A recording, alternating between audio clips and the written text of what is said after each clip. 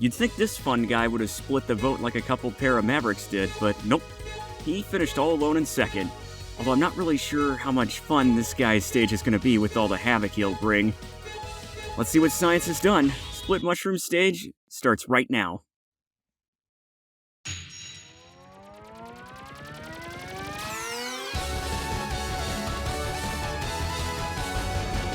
Split Mushroom!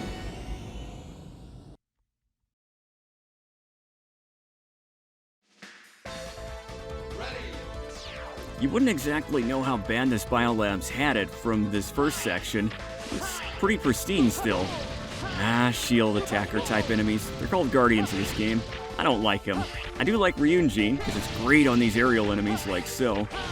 I really don't like the arrowhead enemies that fly in and try to hit you with a stray shot, or how that last Guardian enemy just doesn't raise his shield at first and will ram into you if you just stand there. Believe me, that got me a couple of times when I was playing as X. Good thing this is the Zero run. Outside we get more arrowhead enemies.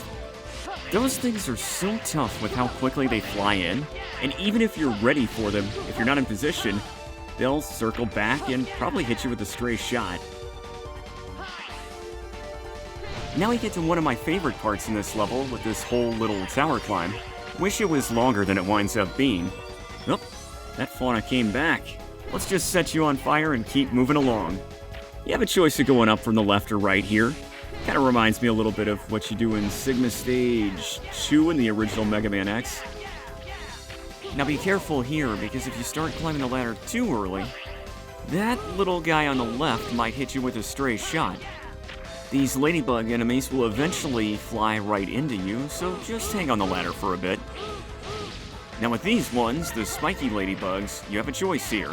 You can either stay on the ladder like usual, or you can play like a rebel and rush before they attack. Just go with whatever works for you. Once we take care of that little guy there, we are through part 2 of this first act of the stage. That's still not it though, because we've got to take down a mid-boss in part 3. And of course there's a full moon out tonight. Why wouldn't there be? Creepy. This must be the leader of the ladybugs. He looks intimidating. Just let him come up one of the edges at first. You can either do the hoo-ha-hoo slash, or you could go with the jump slash here, which is going to do a heck of a lot more damage because of just how long it stays out. But what you really want to do is bait him over to one of the top ones here, and hit him with Ryunjin, because that's going to at least take off half his health bar. And since he only had half his health bar left, he's gone. And there you go. Act 1, done like that.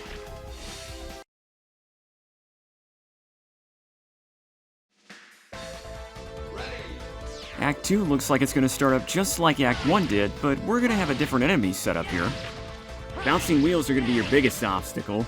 You don't have to carve every one of them down. Again, though, I recommend the jump slash, because once you get a little further up the staircase, well, yeah, a big giant spiky guardian's going to come charging at you. That thing will catch up to you, and of course the wheels are trying to delay your progress, going into a prone position on the ground. At least once you get out of here, you'll find the first heart tank of the playthrough. The easiest way to collect it's by jumping on the falling piece of the building, but you can do a dash jump from this wall and go up and around to get it. One thing worth noting though is that look at our health bar. It did not refill when we picked that heart tank up. And to wrap things up, we get ourselves a second tower climb, courtesy of this elevator. This very, very slow moving elevator. Yeah, these vines will shoot out some bombs if you let them stay around too long, but don't worry, you can take them down pretty quickly. And then the elevator's going to finish them off for good. Again, they'll respawn otherwise, but Then you get some floating enemies that... Really? That's how we got hit for the first time in this playthrough? Just a stray shot? Seriously? Oh man, you gotta be kidding me. Anyway, avoid that big spiky guy because, he kinda hurts.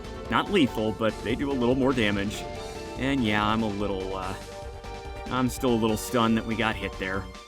As we let Zero get this out of his system, I just want to quickly say that I don't know how to feel about this level, because honestly, as cute as the visual effects are, for the most part, you're not really doing much platforming. You're just climbing stairs and going up this elevator.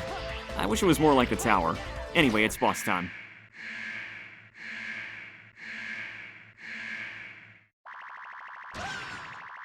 Oh boy.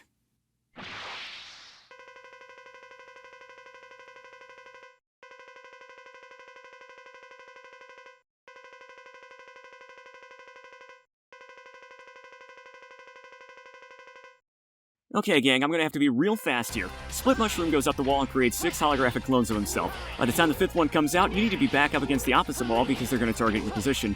Go up and over the first, and the next one's gonna go up and over your head. Alternate it a few more times. Meanwhile, Split Mushroom's gonna split himself into 2, like so.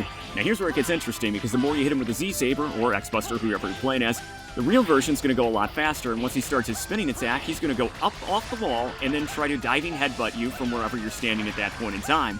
The idea is to not get trapped against the wall as we almost did, but thankfully that didn't happen, and we finished this fight lickety-split. Whew. Yeah, it can be a little hectic at the end there. Now sure, you can climb the wall as high as you can and avoid that altogether, but that wouldn't have looked as cool, huh? After all, we didn't get hit by you. We got hit by that little guy shooting stray shots. Still can't believe it.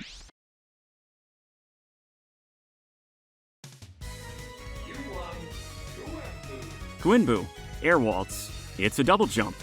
So, yeah. Keep in mind you cannot use it with the dash button though. It has to be jump jump. Thankfully there's no slide to worry about here. Now the cool thing is we actually learned a second ability, and that's Kuuenzan, air circling slash. Now instead of the jump slice attack we've been using all game, Zero turns himself into a spinning saw blade of destruction whenever he's in midair. It is an amazing ability. You are going to use it early, often, all the time. It's honestly going to be your primary attack from now until the end of the game. When you see it in action, gang, I guarantee you're going to love it too. But that is a story for another day. Honestly, I know I had to speed up with the commentary then, but I hope you all don't think I went off the rails. Because next time, we're going to be going on them. So don't worry if you thought I was too hype here, because I guarantee you'll all be aboard for our next episode for the ride of your lives. Did a tumbleweed just go by my computer screen then? Oh, it's because we're going to a desert stage next. That makes sense. Certainly wasn't a pun. That was a pretty good one. Mm-hmm.